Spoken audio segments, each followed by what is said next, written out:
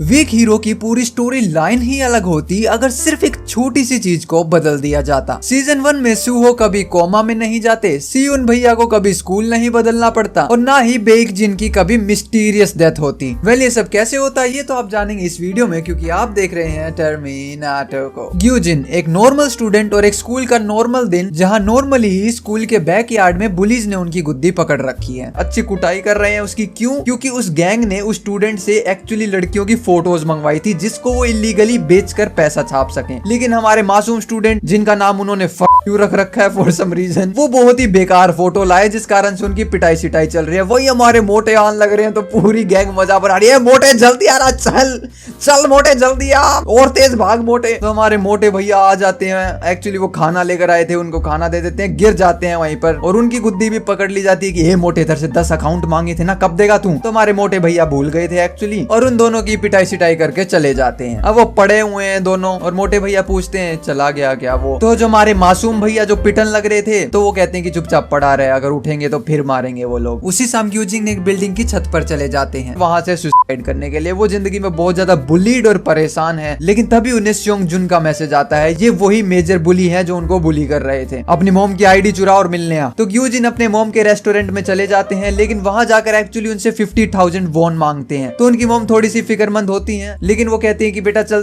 Purse से तू ही ले ले। तो वो पर्स से जाते हैं और उनकी आईडी कार्ड को देखते हैं, मगर आईडी कार्ड नहीं चुराते और वहां से 50,000 वॉन ही लेकर चले जाते हैं। वो क्लब में पहुंचते हैं और स्योंग जुन को 50,000 वॉन देते हैं। अब ये देख के स्योंग जुन का मत्था फिर जाता है। ए फक यू, तेरे दिमाग में कोई तकलीफ है क्या? तेरे को आईडी कार्ड बोला था ना लाने के लिए, पागल समझा है? तेरे को मरना चाहता है क्या तू? वो उनकी पिटाई स्टार्ट कर देते हैं। तो ग्यूजिन कहते हैं कि माफ कर दो, मैं वो नहीं ला पाया। तुम मेरे मॉम के आईडी कार्ड से ब्लैक मार्केट से लोन लेना चाहते हो ना, वो बहुत मेहनत करके पैसा कमाती है। तो मेरे को क्या, तू मेरे को इमोशनल करना चाह रहा है? वो उनकी पिटाई करते हैं बुरे वाली और कहते हैं कि कोई बात नहीं, कल तो ले आएगा ना तू? ए फक यू, ले आएगा ना कल? बताना। यूजिन कहते हैं सॉरी नहीं हो पाएगा। तो उनकी वो बहुत ज्यादा पिटाई करते हैं, उनको मारना स्टार्ट कर देते हैं। अगले दिन योंगडू जो हमारे मोटे स्टूडेंट है, उनको स्योंग जुन ने बाथरूम में बुला लिया। उनकी पूरी गैंग वहां थी और सिर्फ इतना कहते हैं, मोटे दादागिरी करेगा? वहीं ग्यूजिन अपने क्लासरूम में बैठे हुए हैं और एक स्टूडेंट उनकी तरफ आता है और खच्चा के मुंह पे पंच मारता है इतनी जोर से कि वो नीचे गिर जाते हैं। और वो पंच मारने वाले और कोई नहीं, हमारे मोटू ही थे। वो कहते हैं अगली बार अपनी मॉम की आईडी लेके आना, समझा साले? वेल तो दादागिरी का यही मतलब था कि स्योंग जुन ने उनको भेजा था। आई मीन उन्होंने अपने ही बेस्ट फ्रेंड को मारने के लिए भेज दिया। वहीं कुछ देर के बाद में ग्यूजिन कॉरिडोर से अपने क्लासरूम में जा रहे थे, तभी उनको पीछे से आवाज आती है, ए फक यू। लेकिन वो इग्नोर करते तो दोबारा से आवाज आती है, ए फक यू, तेरे को सुनाई नहीं देता क्या? मस्त उनके कंधे पर हाथ रख के कहते हैं कि कल कह रहे हो कि आएगा ना तू? लेकिन ग्यूजिन बिल्कुल ही अलग मूड में है। वो कंधे पे से उनके हाथ को हटा देते और कहते हैं क्यों आऊं मैं नहीं आऊंगा। वेल ये बात स्योंग जुन को पसंद नहीं आती, तो उनकी पकड़ के गुद्दी सीधा लॉकर पे देके मारते हैं। अच्छा जोश आ गया, कुछ दिन तेरी पिटाई नहीं हुई तो तेरी ली हुई सारी पिक्स लीक कर दूं क्या? लेकिन तभी वहाँ टीचर आ जाते हैं और सबको क्लासरूम में भेजने लगते हैं। तो वो भी ऐसे एक्टिंग करते हैं कि हाँ हम तो दोस्त ही हैं, बस जा रहे हैं सर क्लास में। वेल ग्यूमिन क्लास में पीछे जाकर अपनी सीट पे बैठ जाते हैं, लेकिन उनके पीछे जो स्टूडेंट बैठे थे उनको मार के लात वहां से भगा दिया जाता है और ग्यूजिन के पीछे स्योंग जुन आके बैठ जाते हैं। वो उनको चलती क्लास में टीज करने लगते हैं, उनकी चेयर पर बार बार नीचे से लात मारने लगते हैं। अबे जवाब देना, ओए फक यू, जवाब देना, क्या हुआ? लेकिन ग्यूजिन कहते हैं बस बहुत हुआ, रुक जा। इवन वहाँ पे टीचर भी आ जाती हैं, लेकिन स्योंग जुन वो रुकने का नाम नहीं ले रहे। वो कहते हैं कि कुत्ते को उसकी औकात में रहना चाहिए। वो अपनी जेब में से एक नाइफ निकाल लेते हैं और ग्यूजिन की जर्सी को थोड़ा थोड़ा चीरने लगते हैं। वो कहते हैं मैम को आइटम बोल।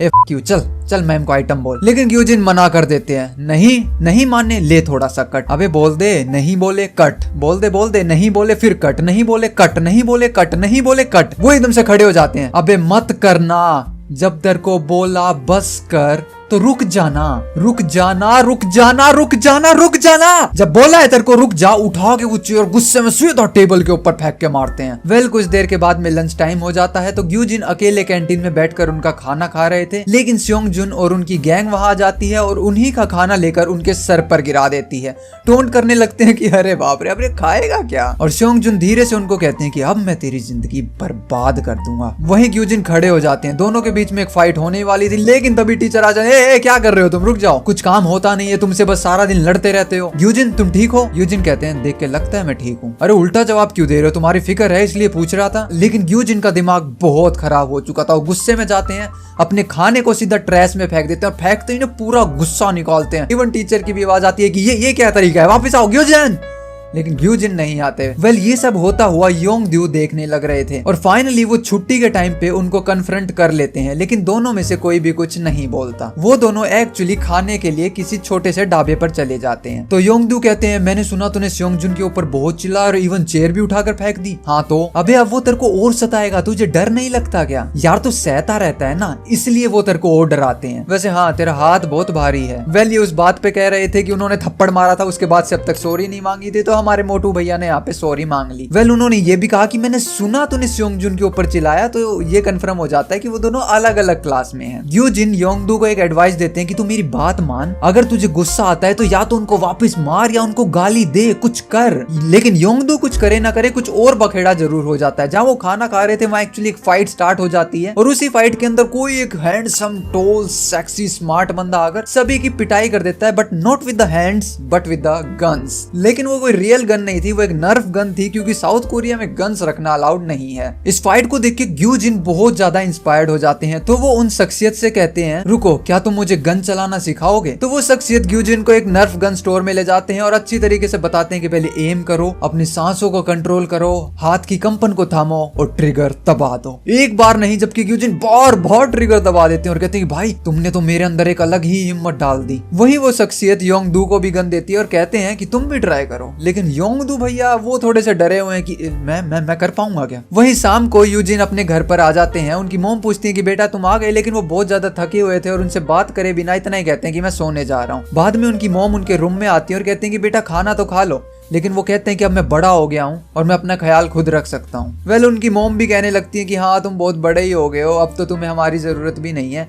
लेकिन वहीं पे वो कहने लगते हैं कि नहीं मॉम, आपने मेरी परवरिश करने में कोई कसर नहीं छोड़ी। वो काफी सेंटीमेंट थे उस वक्त और पूछते हैं कि एक बात बताओ, इंसान सबसे ज्यादा अपसेट कब होता है? उनकी मॉम कहती है कि बेटा मैं तो सबसे ज्यादा मायूस तब होती हूँ जब तुम बीमार हो या फिर किसी कारण से परेशान हो। वेल अगले दिन ग्यूजिन तैयार हो जाते हैं स्कूल जाने के लिए और उनका ड्रॉर खुलता है, तो ड्रॉर में हम देखते हैं एक गन। वेल वो उस गन को देखते हैं और ड्रॉर को बंद ही कर देते हैं और निकल जाते हैं स्कूल के लिए। लेकिन तभी पीछे से उनकी मॉम आती है कि ग्यूजिन बेटा जल्दी घर पे आ जाना, आज मैं तुम्हारी फेवरेट डिश बनाऊंगी। वेल ग्यूजिन कुछ कहते नहीं है, थोड़े से मायूस हैं या फिर उनके दिमाग में कुछ तो चल रहा है। वो सिर्फ मुड़ के अपनी मॉम को आते हैं और कस कर गले लगा लेते हैं, कुछ नहीं कहते और सिर्फ इतना कहते हैं कि मॉम ठीक है अब मैं चलता हूँ। वहीं ग्यूजिन स्कूल में पहुंचते हैं तो देखते हैं कि सेयोंगजुन का एक गैंग मेंबर किसी तो स्टूडेंट को बाथरूम के बाहर रखवाली के लिए खड़ा किया। वो अंदर जाते हैं और कहते हैं कि पता नहीं ये मोटा कहाँ मर गया, इसको ब्रेड लेने भेजा था। वहीं सेयोंगजुन की पूरी गैंग बैठ के सुट्टे पेलने लग रही है, लेकिन जो सेयोंगजुन है वो किसी बात से चिंतित है। वो कहते हैं कि क्यों में घमंड आ गया बहुत, और क्योंकि वो टीचर नजर रखे हुए है उसके ऊपर तो मैं उसको मार भी नहीं सकता। लेकिन उनके गैंग मेंबर समझाते हैं कि इस वक्त शांत रहने में भलाई है, लेकिन सेयोंगजुन मानने के लिए तैयार नहीं है। वो कहते हैं कि मेरी इज्जत का सवाल है ये। अभी तक इस वीडियो को देख रहे हो तो फटाफट से लाइक कर देना, क्योंकि बाद में मौका नहीं मिलेगा। वहीं स्कूल के अंदर कुछ अलग ही बखेड़ा खड़ा हो रखा है। पता लगता है कि किसी शख्सियत ने तो पूरे स्कूल को लॉक कर दिया है। वहाँ स्टूडेंट्स मरे जा रहे हैं कि ये खोलो मेरे को बाथरूम जाना है। टीचर भैया अलग क्रेजी पंती करे, किसने बंद किया? तूने बंद किया ना? यस तूने किया हो, नहीं तूने किया होगा।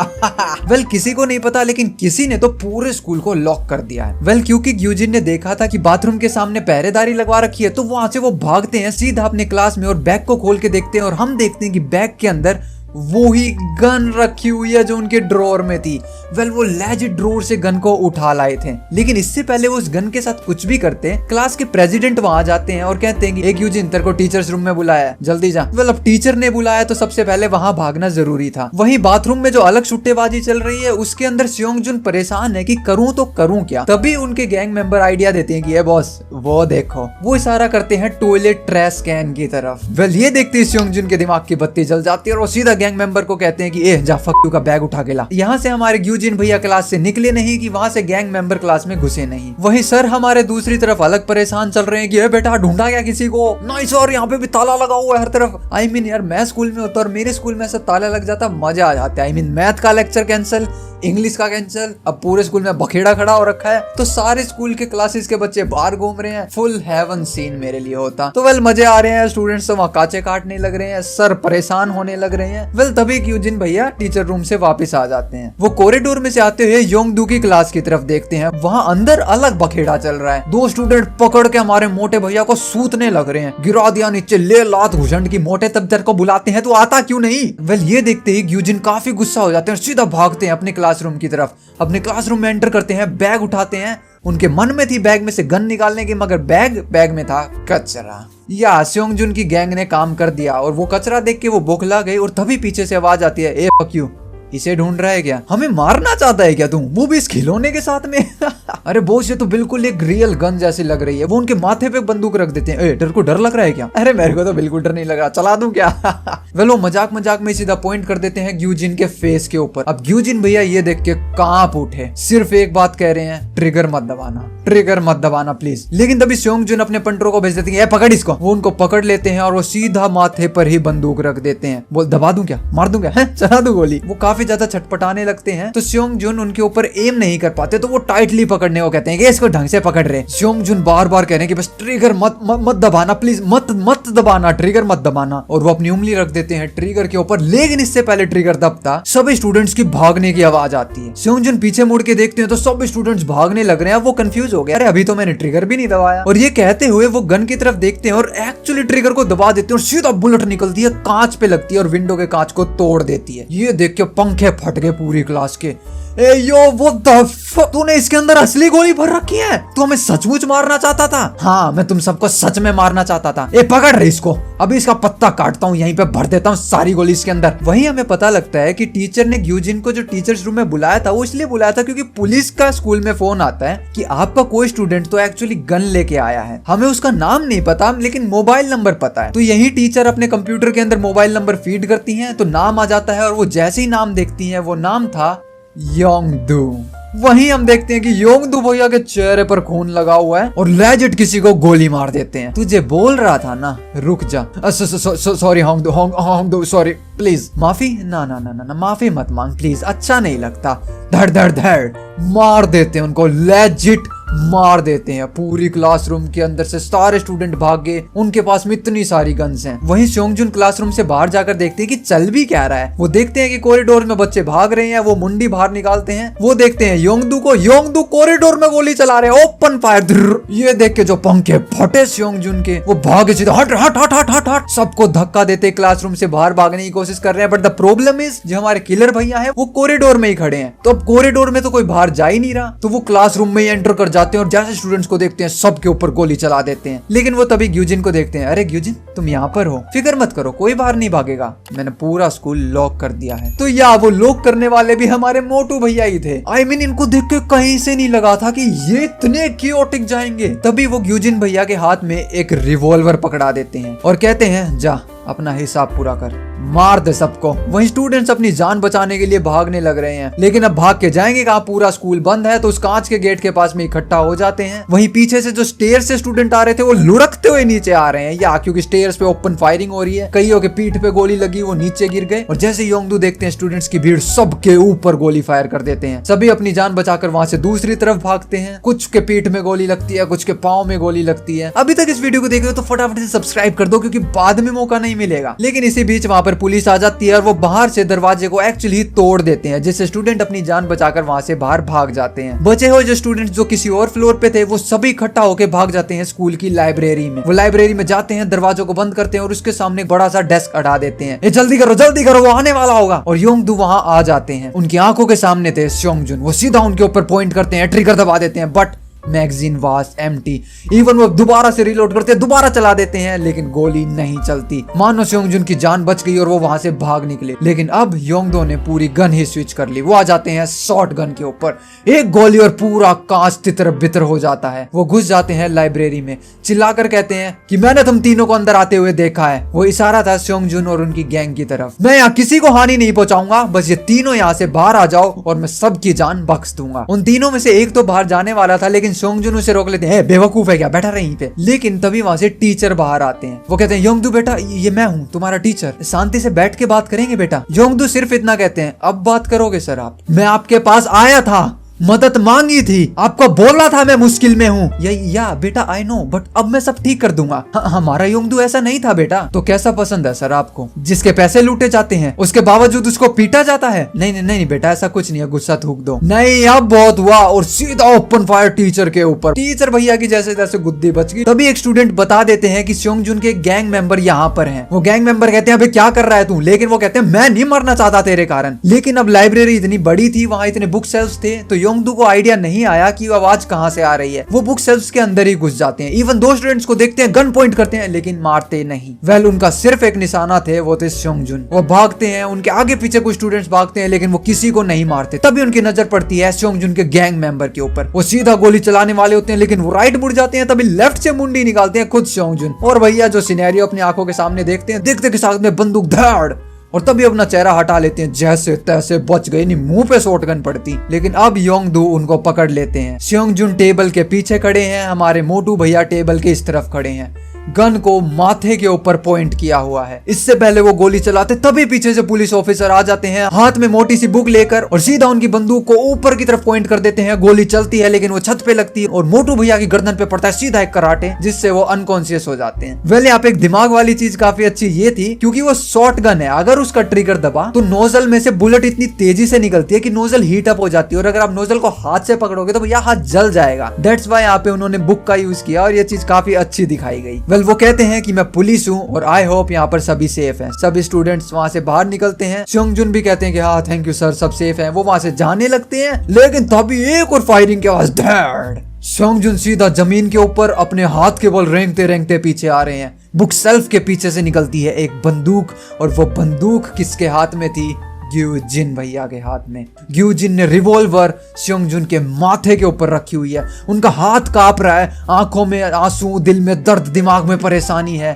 क्या वो उस ट्रिगर को दबा देंगे? पुलिसमैन ये सब देख रहे हैं। वो सिचुएशन को कंट्रोल करना जानते हैं, तो वो आराम से बोलते हैं, बेटा मुझे नहीं पता तुमने यहाँ क्या सहा है, लेकिन अब जो तुम करोगे उससे जिंदगी में आगे बहुत कुछ सहना पड़ सकता है। लेकिन यूजिन कहते हैं कि सॉरी सर, अब देर हो गई है। पुलिस ऑफिसर कहते हैं नहीं बेटा, देर नहीं हुई है, मुझे बताओ, अपना दर्द बांटो मेरे साथ में, हम आराम से बात करेंगे, लेकिन बात करने के लिए ये गन तुम्हें मुझे देनी होगी।